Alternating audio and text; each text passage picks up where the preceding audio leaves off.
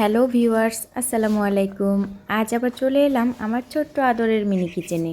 প্রতিদিনের মতো আজও ভাবতে বসেছি কি রান্না করব। এত ভাবতে ভাবতে মনে হচ্ছে মাথার চুলোয় পড়ে যাবে, কিন্তু কি আর করার, রান্না তো করতেই হবে। আর আপনাদের জন্য স্পেশাল কিছু না করলে তো আমার মনই ভরে না। তাই আজ ঠিক করলাম একটু জমকালো কিছু করি, মজাদার সুগন্ধি পোলাও আর সাথে রসালো গরুর মাংস। এখানে আমি পোলাওয়ের চাল হিসেবে ব্যবহার করেছি কালিজিরা চাল। এবার এটাকে ভালো করে ধুয়ে পরিষ্কার করে নিচ্ছি। এটাকে আমি 2বার ভালো করে ধুয়ে নিয়েছি, যেন চালটাতে কোনো ময়লা না থাকে। কথা বলতে বলতে তো এদিকে আমার পেঁয়াজটা ভালোভাবে কষানো হয়ে গিয়েছে, তাই আমি চালটাকে দিয়ে দিচ্ছি। এবার এটাকে ভালো করে নেড়েচেড়ে নিতে হবে, তা না হলে মশলাটা ভালোভাবে চালের সাথে মিশে যাবে না। আজ আমি লাকড়ি দিয়ে রান্না করছি। কেরোসিন তেল দিয়ে রান্না করলে এত বাজে একটা অবস্থা হয় যা বলে বোঝানো যায় না। কালির মধ্যে যেন একটা তৈলাক্ত ভাব থাকে, যেখানে রাখি সেই জায়গাটাই যেন নষ্ট হয়ে যায়, হাত দিয়ে তো ধরাই যায় না।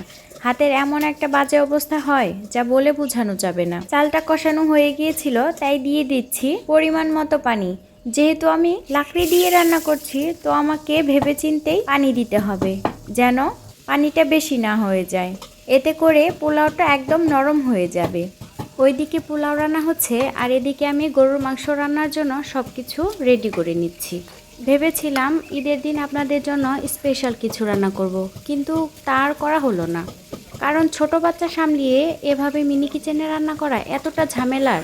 যারা মিনি কিচেনে রান্না করে শুধু তারাই বলতে পারবে। যাক, মাংসটা ধুয়ে ভালো করে পরিষ্কার করে এবার আমি আলু কেটে নিচ্ছি। আলু ছাড়া মাংস তো একদম ভালোই লাগে না।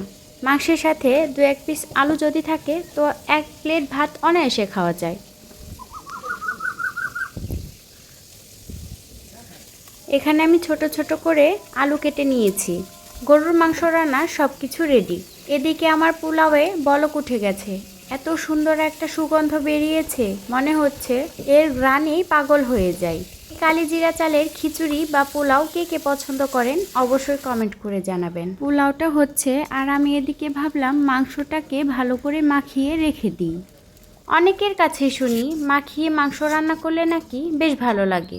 সত্যি কথা বলতে আমি কোনো টেস্টই আলাদা করতে পারি না।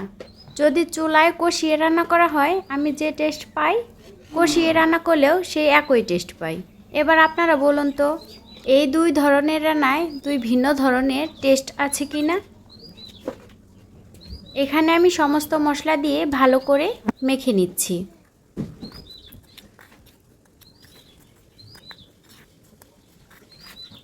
যেহেতু হাঁড়িটা অনেক ছোট, তাই হাত দিয়ে মাখাতে পারছি না, তাই খুন্তি দিয়েই মাখিয়ে নিচ্ছি। এবার দিয়ে দিচ্ছি কেটে রাখা গরুর মাংস। এটাকেও ভালো করে মিশিয়ে নিতে হবে। মেশানো হয়ে গেলে দিয়ে দেব আলু। আজ আমি সব কিছু একত্রে মেখে রান্না করব। দেখি এর টেস্ট কেমন হয়। এই তো আমার মাখানো একদম কমপ্লিট। এটাকে আমি কিছুক্ষণের জন্য রেস্টে রেখে পোলাওটাকে দেখতে আসলাম। এসে দেখি পোলাও তো একদম পারফেক্টভাবে হয়ে এসেছে। দেখেই জিভে জল চলে এসেছিল। কিন্তু কি আর করার, শুধু পোলাও তো আর খাওয়া যাবে না। গরুর গোশত রান্না করে তারপরে পোলাও দিয়ে খাবো ভেবেছি। এটাকে কিছুক্ষণের জন্য চুলায় রেখেছিলাম, যেন তলানিতে কোনো পানি জমে না থাকে। এবার তো পারফেক্টভাবে হয়ে এসেছে, তাই চুলা থেকে নামিয়ে নিলাম। এবার চুলায় আমি গরুর মাংসের হাঁড়িটা বসিয়ে দিয়েছি। যেহেতু কষানো হবে, তাই আমি কোনো পানি ব্যবহার করিনি। পানি ব্যবহার না করাতে এদিকে আমার লক্ষ্য রাখতে হবে যেন তলানিতে লেগে না যায়। অনবরত নেড়েচেড়ে ভালো করে কষিয়ে নিয়েছি। এবার দিয়ে দিচ্ছি পরিমাণ মতো পানি। এখানে আমি 1 হাঁড়ি পানি দিয়েছিলাম, যেন মাংসটা ভালোভাবে সেদ্ধ হয়। এবার অপেক্ষা করতে হবে চুলায় বলক ওঠার আগ পর্যন্ত।